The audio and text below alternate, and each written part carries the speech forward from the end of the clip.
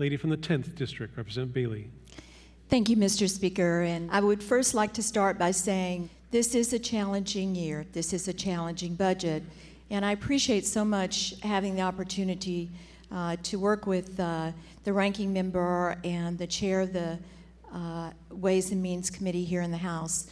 And also the opportunity to work on behalf of the citizens of this state and my district.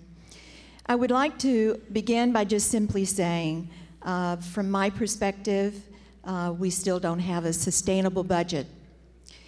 It's very difficult for me to say that year after year, and obviously as we've gone through the years, history certainly points out the fact that we haven't had sustainable budgets in the past, and this will not be one for the future. The problem is not as complex as it might sound.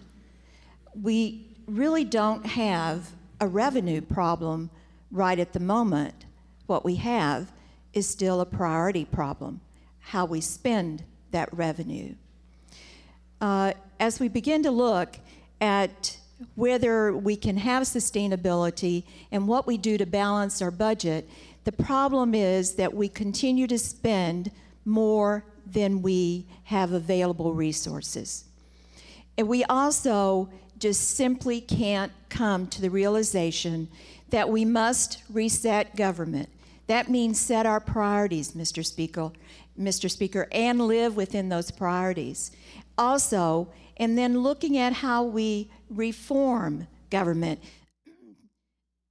to live within those priorities so that controls our spending, and we've not done that. We keep spending a little here, a little there, trying to keep programs alive when we know we can't go forward and fund those programs into the future. We have promises we've made to people we're not going to be able to keep, and we continue to carry all that forward into a bow wave into the future. We must come to the realization that we have to reform government. That will help solve our problem, doing only those things that we should do.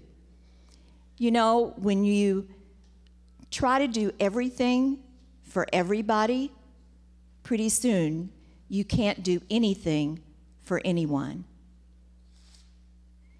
As we go into the future, we need to understand that we can no longer have budgets of this magnitude doing some of the things that it does. It's not even transparent because we take money from places that we don't have money, and we put that money into the general fund, bring other money in to balance the budget.